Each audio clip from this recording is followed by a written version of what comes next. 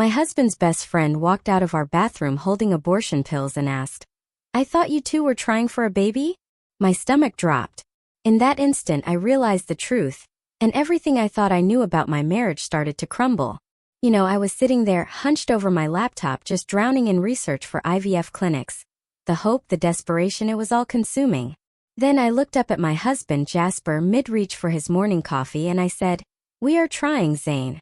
What are you talking about?"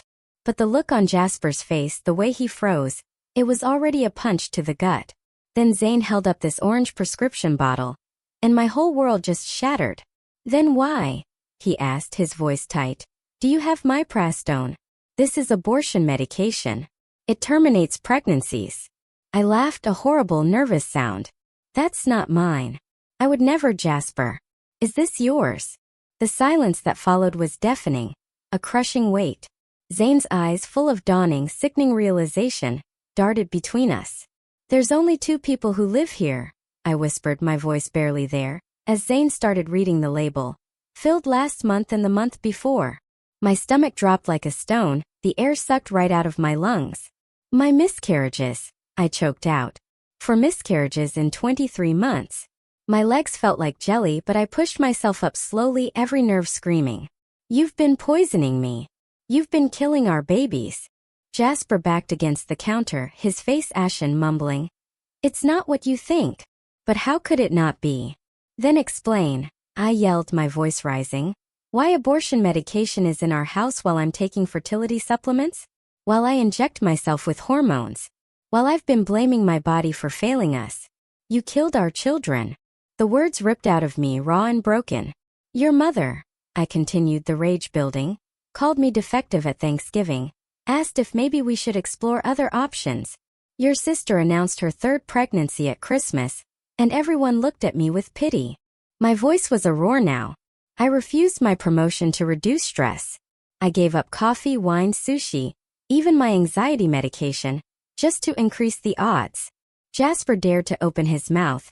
"The doctor said stress could." "Don't you dare!" I cut him off, a hot surge of fury. "Don't you dare quote the doctors to me." Zane stood frozen, a silent witness to my unraveling. I did 3 rounds of Clomid that made me so sick I couldn't work. They shot dye through my fallopian tubes. "Do you know how much that hurts, Jasper? While you were poisoning me, I was letting doctors torture me to find out why I couldn't stay pregnant." Tears streamed down my face, blurring my vision. "We named our babies," I sobbed. "You remember how we picked them out together? Phoenix, Sage, Indigo, Xavier. I was knitting their baby blankets while you were making sure they'd never need them." Jasper's hands trembled, reaching out as if he was the one who needed comfort. It was sickening. Suddenly, Zane's face went even whiter. "Jasper, is this about Sloane?" Jasper's jaw clenched. "Who's Sloane?" I demanded. "She's nobody, just someone from work," he stammered. "I saw you leaving work together late last month." Zane cut him off. "You looked like you were flirting. Her hand was on your neck." Jasper's face started visibly shaking.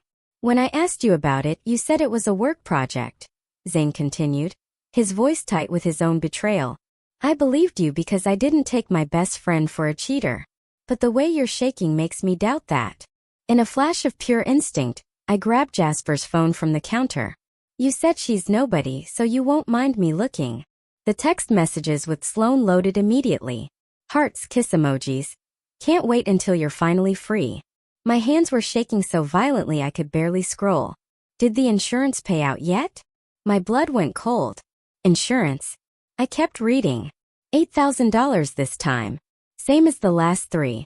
Perfect. Almost enough for the lawyer and apartment deposit. One more should do it. She wants to try again next month. Perfect timing. My voice cracked as I read the next one aloud, the words a hammer blow to my soul. "Making her dead babies pay for our future." Jasper's knees buckled. He gripped the counter, his face a mask of shame. "You've been collecting money from our dead children." I could barely breathe. "Pregnancy loss insurance through your work.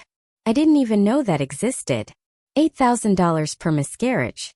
$32,000. I kept scrolling, finding worse with every swipe. "You texted her from the hospital. While I was miscarrying Indigo," you wrote. One more after this and we're free. You held my hand through contractions while planning the next murder. I never meant for it to hurt you Jasper began. You didn't mean to hurt me? I screamed. The pregnancy tests. I snapped, everything clicking into place with a horrifying clarity. You always brought them home, insisted on watching me take them. You knew exactly when I was pregnant so you could start poisoning me.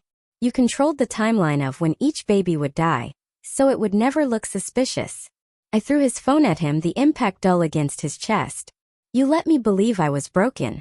Let your mother suggest you deserved a real woman who could give you children. You even agreed with her, then said you'd love me anyway, like you were doing me a favor. Zane already had his phone out, dialing. I'm calling the police. Jasper lunged for me. Please let me explain. Explain what? I shrieked, backing away. How you killed our babies for money. How you poisoned me to afford your girlfriend. I stared at this man I'd loved for 7 years, this stranger. Every night I prayed for a baby. Every morning I gave myself injections that made me gain 30 pounds. Your response? You said I was less attractive, remember? While you were poisoning me to be with Sloane. Jasper's mouth moved, but no words came out.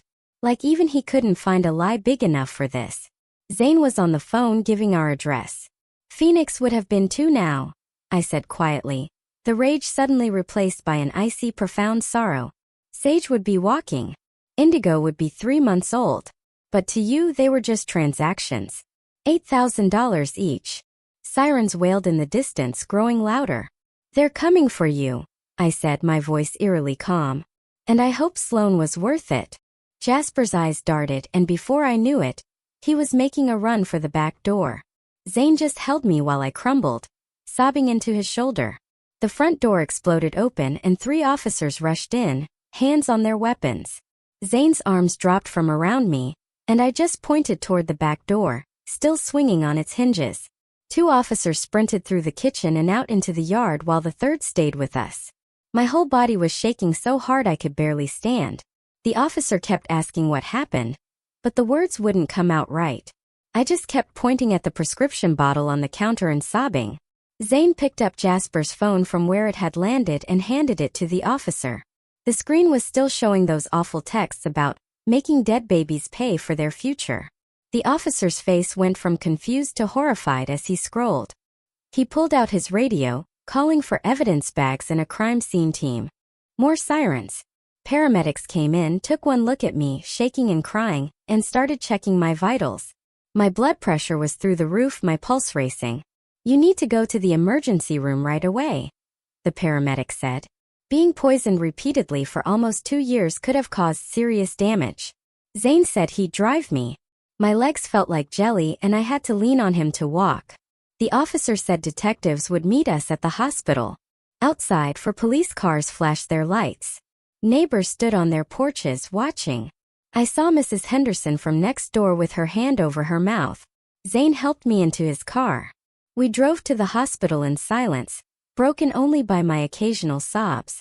At the ER, they took me straight back when Zane explained about the poisoning. The triage nurse's eyes went wide when she heard about the miprastone. A doctor came in within minutes. I told her everything, the 4 miscarriages, finding the bottle, the abortion medication. She ordered blood work, urine tests, liver function tests, and ultrasound to check for organ damage.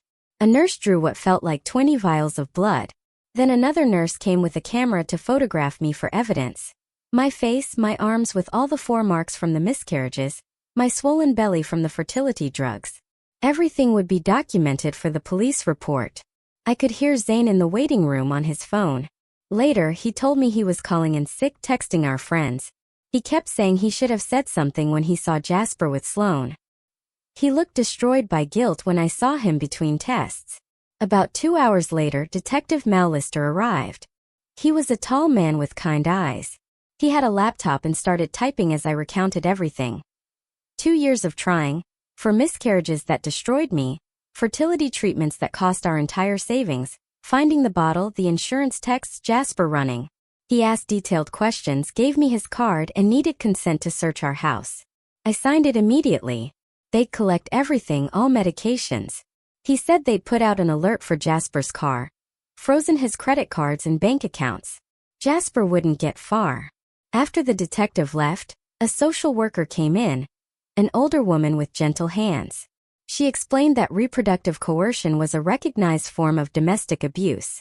She gave me pamphlets about protective orders and victim resources. What Jasper did, she said, was attempted murder, fraud, and domestic violence all rolled into one. She helped me fill out paperwork for an emergency restraining order right there on the hospital bed. Around 9 p.m., the doctor returned with my test results. My liver enzymes were elevated from the repeated poisoning.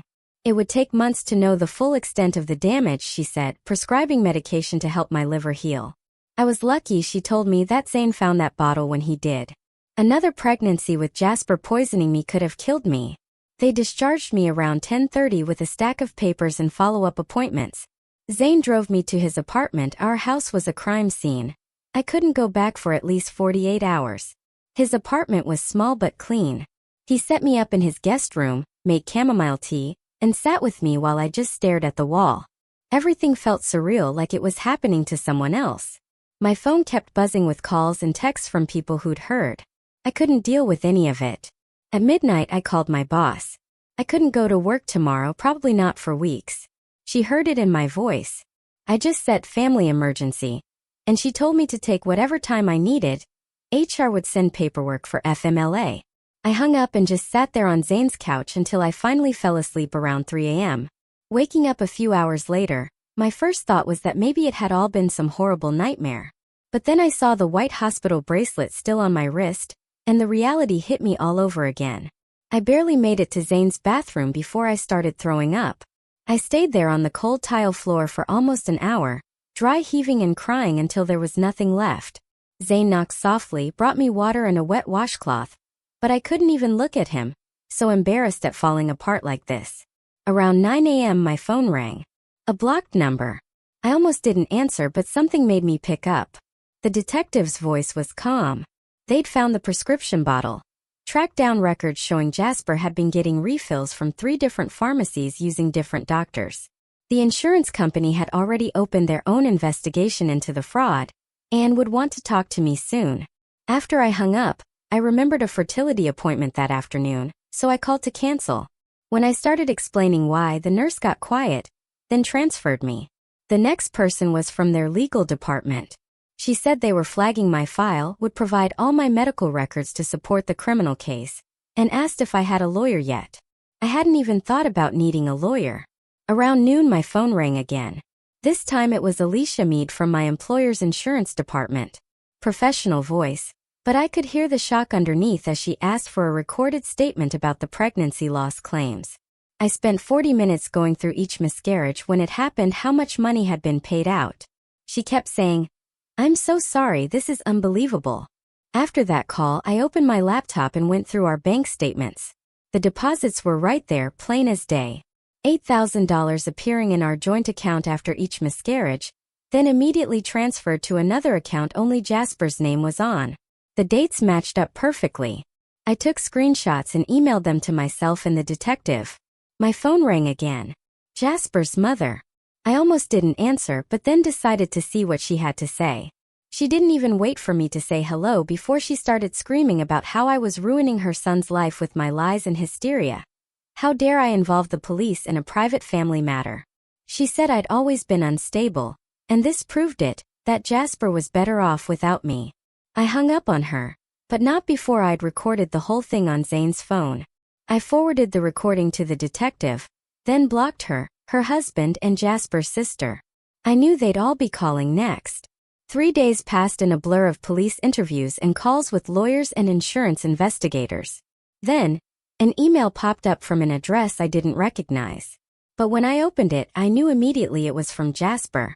He was writing to say this was all a huge misunderstanding, begging me to call off the police before things went too far. He actually had the nerve to claim the medication was to help manage my miscarriages, not cause them. Like I was stupid enough to believe that. He said he'd been trying to spare me more pain by ending the pregnancies early when he could tell they weren't viable. Reading his lies made me so sick I had to run to the bathroom again. The next day, I had an appointment with a reproductive specialist the detective had recommended. She explained how the repeated exposure to mifepristone could have caused serious damage to my uterus and cervix. She ordered a bunch of specialized tests, warning me my future fertility might be permanently affected. She'd seen cases like this, she said, but never where it was deliberate poisoning by a spouse. While I was there, Zane was at the police station, giving his formal statement about seeing Jasper with Sloane. He showed them photos on his phone from when he'd seen them together at a restaurant last month. Jasper had told me he was at a client dinner. In one photo, Sloane's hand was on Jasper's neck. They were clearly sitting way too close to just be co-workers. Zane told them about Jasper lying, calling it a work project. The detective called me that afternoon with an update that made everything even worse. The forensics team had tested our coffee maker and found mifepristone residue in the water reservoir and filter. They'd also tested the vitamin supplements Jasper had been giving me for stress and found the pills had been opened and resealed with the medication mixed in. This proved it wasn't isolated incidents, but deliberate poisoning over an extended period. 3 days later, I was sitting in a waiting room that smelled like vanilla candles and old magazines, my hands wrapped around a paper cup of water that kept shaking. The therapist's door opened, and a woman with gray hair called my name. Elise Meredith had an office full of plants and soft chairs that made you sink when you sat down. She listened while I told her everything, starting with the prescription bottle and ending with the coffee maker. When I finished, she leaned forward and said the words I needed to hear. She called it attempted murder, not just betrayal. We spent the rest of the hour making a safety plan, with specific steps like changing my locks and getting a new phone number. My hands finally stopped shaking when she wrote down the crisis hotline number and made me promise to call if I felt unsafe. The next morning, the detective called. They'd pulled our home security footage from the cloud backup I'd forgotten we even had. The timestamp showed Jasper coming home with pharmacy bags on January 15th, March 3rd, May 20th, and July 8th. Each date was exactly 2 days before I lost a baby. The worst part was watching him on the kitchen camera, adding white powder to my morning smoothie while I was still in bed. He'd stir it carefully, wash the spoon, then bring it to me with a kiss on my forehead. The detective had to pause the video when I started throwing up in their trash can. They gave me ginger ale and crackers, explaining they'd found more evidence on Jasper's devices. He'd been using encrypted messaging apps with Sloane, trying to delete everything after I confronted him. Their tech team was working on recovery, but it might take weeks. The detective wrote down every detail in his notebook while I sat there, feeling like my whole life was evidence now. I started looking for apartments that same week. I couldn't sleep in that house anymore. Every showing felt wrong, like I was watching someone else walk through empty rooms and ask about lease terms. The first place was too expensive. The second faced a playground where kids were always screaming and laughing. The third had a kitchen that looked exactly like ours, and I had to leave before the agent finished talking about the dishwasher. I finally found a one-bedroom above a bakery that smelled like bread every morning. The landlord didn't ask questions when I couldn't provide a reference from my current address. 2 weeks after that, the district attorney's office called. Vincent Milligan had a voice like gravel. He explained they were building 2 cases, one for poisoning, one for insurance fraud. He said the evidence was strong but warned me the process would take months, maybe longer. They'd need me to testify, to relive everything in front of strangers who would judge whether my pain was real enough for justice. He gave me a victim advocate's number, but we both knew what I needed was impossible to get back. The divorce papers arrived the next day. Jasper's lawyer claimed I was having a mental breakdown, making false accusations. What makes someone document their own crime so carefully? Did he forget about our cameras or just think he'd never get caught?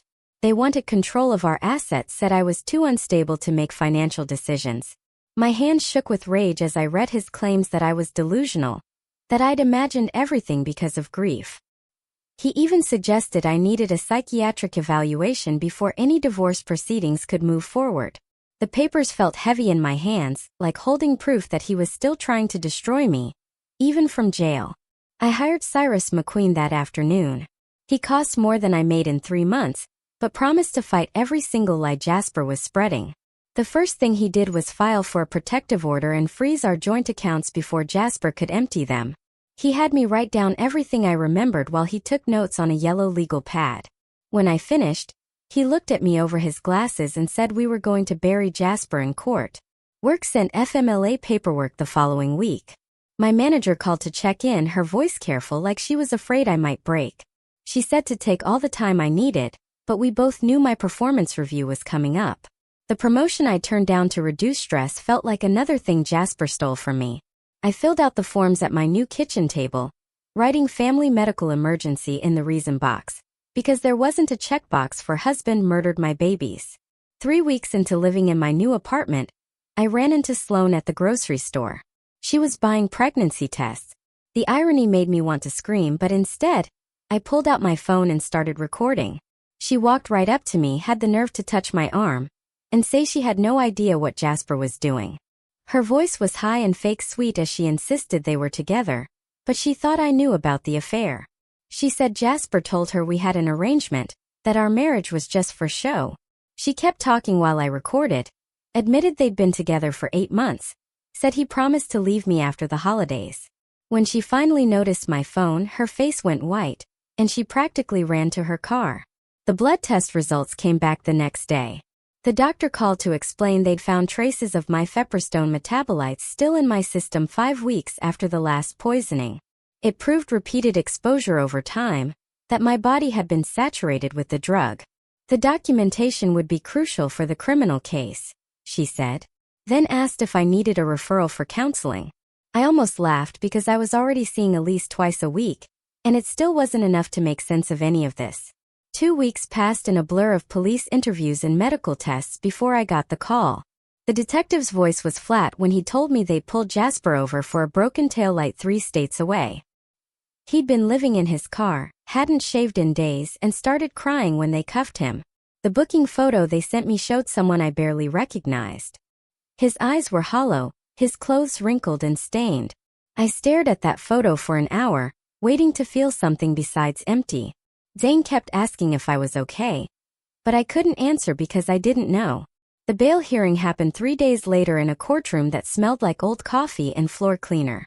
Jasper's mother sat in the front row, wearing her church dress and shooting daggers at me. When the judge set bail at $200,000, she stood up and wrote a check without hesitation. She'd refinanced her house, the bailiff told me later. The judge granted my request for a restraining order, but I knew that piece of paper wouldn't stop Jasper. If he really wanted to hurt me. His mother cornered me in the hallway afterward and hissed that I was destroying her son's life over nothing. I walked away without responding, because what could I say to a woman who thought poisoning babies was nothing? The next week, Elise suggested I try a pregnancy loss support group that met at the community center. I sat in that circle of elastic chairs for 20 minutes before I could speak. When I finally said the words out loud about what Jasper did, the room went completely silent. One woman started crying, and another reached over to hold my hand. They believed me without question, which was more than I could say for most people. After the meeting, 3 of them gave me their phone numbers and said to call anytime. I saved them but couldn't bring myself to reach out yet. The detective called while I was grocery shopping 4 days later. They'd gotten Sloane's phone records and found hundreds of texts between her and Jasper about the insurance money. She'd known everything from the beginning and helped him plan each poisoning. The prosecutor had offered her a deal to testify against him, and she'd taken it immediately. No loyalty among murderers apparently. I had to abandon my cart in the cereal aisle and sit in my car for an hour after that call. The next morning, I stopped at my usual coffee shop for the first time since everything happened. A pregnant woman was ordering at the counter, her hand resting on her round belly. My chest got tight and I couldn't breathe. The walls started closing in, and my vision went dark around the edges. I stumbled to my car and used the breathing exercises Elise had taught me. Count to 4, breathing in, hold for 4, out for 4. It took 15 minutes before I could drive home. My lawyer Vincent called that afternoon with news that made me want to scream. Jasper was claiming the mifepristone was prescribed by a doctor for his own medical condition. Some rare thing where men supposedly need it, which was complete garbage. We spent the next 6 hours going through every medical record I had from the past 3 years. Not a single prescription for that drug existed in my files. Vincent said we'd need to subpoena Jasper's medical records to prove he was lying. The insurance company called the next day. Alicia's voice was all business. They were denying all 4 claims Jasper had filed and demanding repayment of $32,000 plus interest. They were also filing criminal charges for insurance fraud on top of everything else. She said they took fraud very seriously and would pursue this to the fullest extent. Good, I thought. Let him face consequences from every direction. Zane drove me back to the house a week later to pack my things. I'd been staying with him since that first night and couldn't put off getting my stuff any longer. The moment I stepped into the kitchen, my whole body started shaking. This was where he'd poison me every morning, mixing that drug into my prenatal smoothies while kissing my forehead. I threw up in the sink while Zane rubbed my back. We grabbed clothes and important papers and left everything else behind. I couldn't stand being in those rooms where I'd been so happy and so stupid. My phone started blowing up with messages that night from people I thought were friends. Jasper had been posting on social media about how I was having a mental breakdown and making up horrible lies. Some people believed him and sent me messages saying I needed help. Others just wanted gossip and asked for details like this was entertainment.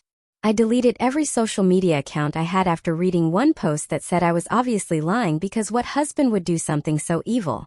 The prosecutor brought in a forensic toxicologist the following week to review my case. She spent 3 hours explaining how the poisoning pattern showed careful planning. Each dose was calculated to end the pregnancy while keeping me alive, which required specific medical knowledge. The spacing between poisonings was designed to look like natural miscarriages. She said whoever did this knew exactly what they were doing and how to make it look like bad luck. The prosecutor recorded everything for the trial. 2 weeks later, I was shoving boxes into the back of Zane's truck while rain soaked through my jacket. The apartment I found was across town, in a building that smelled like old carpet and had water stains on the ceiling. Zane carried my couch up 3 flights of stairs without complaining, even though I could see his face turning red from the effort. We worked in silence, mostly because every time he tried to talk, his voice would crack and he'd look away. When we got the bed frame assembled, he sat on the floor and stared at his hands. He kept opening his mouth like he wanted to say something, but nothing came out. Finally, he managed to tell me he should have said something when he saw Jasper with Sloane. I told him it wasn't his fault, but he shook his head and said he'd been a coward. After that, we set up some rules about how often he could check on me because his guilt was making him text me every hour. The next morning, Vincent called to say Jasper's lawyer wanted to meet about a plea deal. I drove to Vincent's office, where the walls were covered in law degrees and pictures of him shaking hands with important-looking people. Jasper's lawyer sat across from us with a folder full of papers and started talking about reduced charges if I agreed not to sue for damages. Vincent listened without interrupting, then leaned back in his chair and told the lawyer the evidence was too strong for us to consider any deals. The lawyer kept pushing and said Jasper would plead to simple assault instead of poisoning. Vincent actually laughed and said the grand jury would never accept that. 3 days after that meeting, I had to go to the divorce mediation in a conference room that overlooked the city. Jasper sat at the other end of the table, looking thinner than before, with dark circles under his eyes. His lawyer started reading from prepared notes about how the marriage assets should be divided. Then Jasper's lawyer said that since I made more money than Jasper, I should pay him support.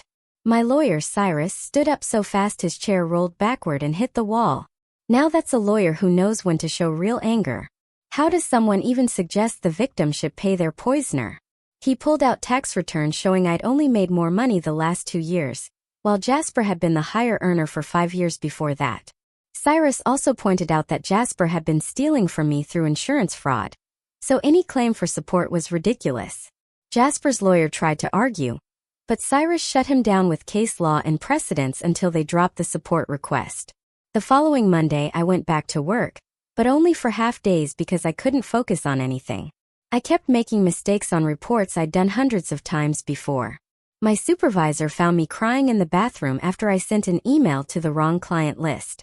She told me to take my time and that everyone understood what I was going through, but I knew my career was basically over because I couldn't concentrate long enough to do the simplest tasks. My hands would shake when I tried to type, and I'd forget what I was doing in the middle of projects. A week later, Vincent called to say Sloane had taken a deal with the prosecution. She gave them everything, including texts where Jasper called the babies financial opportunities, and calculated how much money each one would bring. She showed them messages where he planned exactly when to give me the medicine based on my cycle. There were emails where they discussed apartment listings and how they'd use the insurance money for deposits and furniture. Sloane even had recordings of phone calls where Jasper laughed about how I blamed myself for the miscarriages. Vincent said her testimony was devastating and would basically guarantee a conviction. The worst day came when I had to go to the prosecutor's office to identify evidence. They brought out clear plastic bags with the baby blankets I'd been knitting. The yellow one for Phoenix still had the needles in it where I'd stopped mid-row. The green one for Sage was almost finished, except for the border. The purple one for Indigo was just started, with only a few inches done. The blue one for Xavier was complete, and I remembered wrapping it in tissue paper, thinking maybe this time we'd get to use it. The prosecutor asked me to confirm these were mine, and I could barely speak to say yes. They also had the pregnancy journals I'd kept, with notes about symptoms and hopes for each baby. Seeing all of it labeled as evidence with case numbers made me realize those babies were never going to be anything more than evidence in a criminal case. 2 weeks after that, the grand jury met. Vincent called me that afternoon to say they'd indicted Jasper on all charges. He was facing assault with poison, insurance fraud, and domestic violence charges that could mean 20 years in prison. Vincent said it was one of the strongest cases he'd seen because of all the evidence in Sloane's testimony. But he warned me that trials were unpredictable, and Jasper's lawyer would try everything to create doubt. We needed to prepare for a long fight. The next week, I had an appointment with my fertility doctor, who ran a bunch of tests to see what damage the medicine had done. She came back with mixed results. Some scarring but not complete infertility. She said I might still be able to have children, but recommended waiting at least a year to let my body heal. She also said the emotional trauma needed time to process before I'd be ready to try again. I left her office feeling numb, because I didn't know if I'd ever want to try again after everything that happened. While dealing with all the legal stuff, I started getting mail I didn't recognize. Credit card statements for cards I'd never opened, with balances of thousands of dollars. I called the companies and they said the cards were in my name with my social security number. The charges were for jewelry, electronics, and cash advances totaling $30,000. I took everything to Cyrus, who filed fraud paperwork, but said it would take months to resolve, and I might have to pay some of it while we fought. He found applications Jasper had forged with my signature and submitted proof to the credit companies, but they moved slowly. Yesterday morning I got to work and found a huge flower arrangement on my desk with a note in Jasper's handwriting, begging for forgiveness. Security cameras showed the delivery person but not who ordered them. I called the police to report the restraining order violation, but they said without proof Jasper ordered them, they could only give him a warning. Security walked me to my car after work and said they'd watch for any more deliveries. The flowers went straight in the dumpster, but I could still smell them on my hands, even after washing them 5 times. 6 months crawled by. I found myself in my apartment, lighting 4 small candles on what would have been Indigo's first birthday. The vanilla scent filled my living room while I sat on the floor, naming each flame out loud for Phoenix, Sage, Indigo, and Xavier. My hands shook setting up the last candle, but I managed to get through singing Happy Birthday without completely falling apart. The cake I'd bought sat untouched on the coffee table next to 4 tiny wrapped boxes containing baby socks I couldn't stop myself from buying. I blew out each candle one by one and whispered their names into the smoke. The divorce papers came through 2 weeks later. My lawyer explained how Jasper's criminal actions meant our prenup kicked in hard. I got the house, both cars, our savings, and the retirement accounts, while he got stuck with over $40,000 in legal fees and nothing else. The paperwork showed his signature shaky and uneven, where he'd signed from county jail. I signed my name steady and clear, then went home and changed the locks, even though he couldn't get out anyway. 3 months after that, I sat in a cold room at the courthouse, waiting to testify before the grand jury. They made me describe each miscarriage in detail while Jasper sat 20 feet away in his orange jumpsuit, watching me. His lawyer kept interrupting to ask if I was sure about dates and times, trying to make me look confused or like I was lying. I pulled out my journal where I'd written everything down, and read the entries word for word about the cramping, the bleeding, the emergency room visits, the DNC procedures. When his lawyer asked if maybe the miscarriages were natural, I pointed at the prescription bottle evidence and asked him to explain why abortion medication was in my prenatal vitamins. The grand jury indicted on all charges within an hour. Elise met me at her office the next week to help write my victim impact statement for sentencing. She had tissues ready and a recorder so I could speak instead of write when my hands got too shaky. I named each baby and described the nursery I'd started planning 4 different times. I talked about the baby clothes I'd hidden in the closet that I still couldn't bring myself to donate. I mentioned the stretch marks on my stomach that proved those pregnancies were real, even though Jasper tried to erase them. We practiced reading it together until I could get through without my voice breaking completely. The plea deal news came through Vincent's office a month later, and I threw my phone across the room when I heard 5 years with possible parole in 3. Vincent explained on speaker that it was actually a good outcome for a poisoning case where the victims technically never drew breath according to the law. I screamed that they were real babies to me and hung up on him. The sentencing hearing happened 2 weeks after that in a packed courtroom. I read my statement while Jasper's mother wailed dramatically in the gallery, and his sister shot daggers at me. The judge nodded along and said he understood my pain but had to follow the plea agreement the prosecution accepted. Jasper stood up and mumbled something about being sorry, but the judge cut him off and told him to save it. I walked out feeling empty while his family shouted that I'd ruined his life. My lawyer filed the civil suit for emotional distress and battery the same week, warning me it would take years and I'd probably never see a penny from someone doing time. I signed the papers anyway because I wanted it on record forever what he'd done. The insurance company moved faster with their own lawsuit and won $50,000. Including penalties and interest, that Jasper would owe whenever he got out.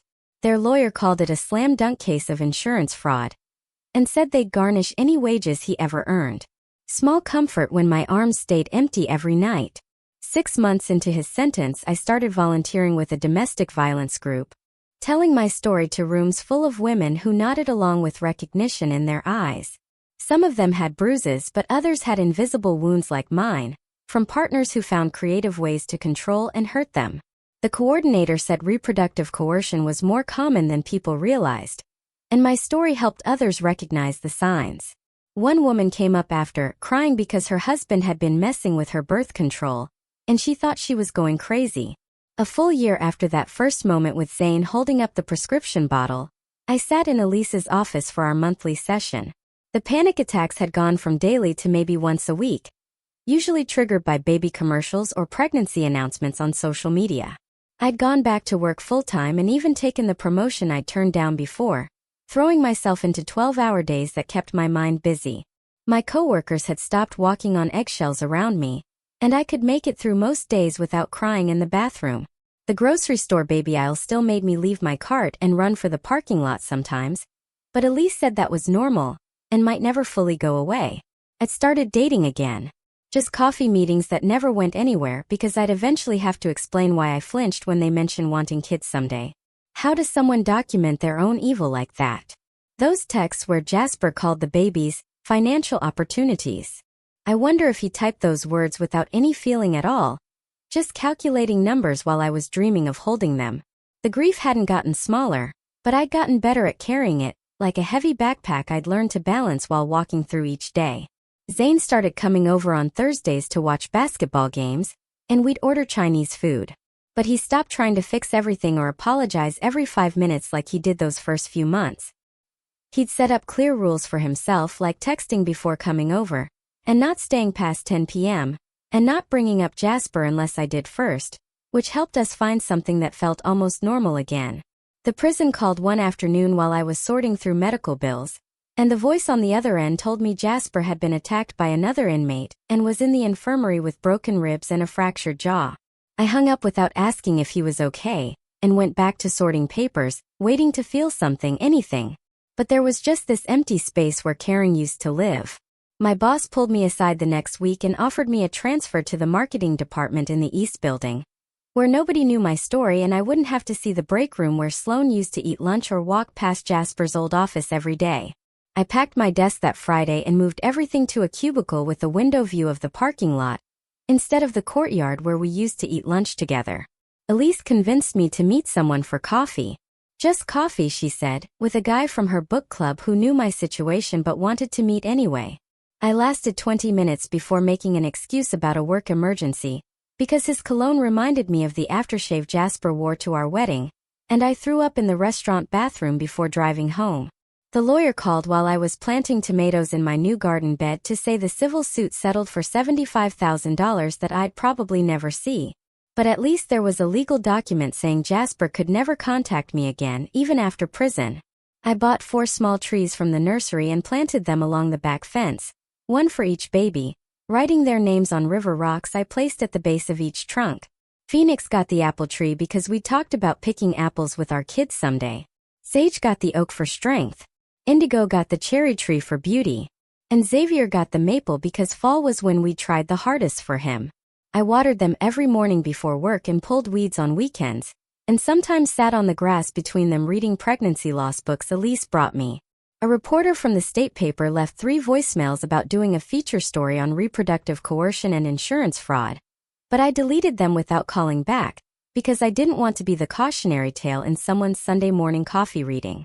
The anniversary came on a Tuesday, and I took a day off work to sit in my garden with the trees that were starting to show new growth, and realized I'd survived something that should have destroyed me completely. I wasn't grateful for finding strength I never wanted to need, and I wasn't proud of surviving something that never should have happened. But I was still here, still breathing, still getting up each morning to water 4 trees and go to work, and sometimes even laugh at Zane's terrible jokes during basketball games. The poison Jasper fed me for 2 years hadn't killed me, even though it killed our babies. And some days that felt like its own kind of victory, even if it was one I never wanted to win.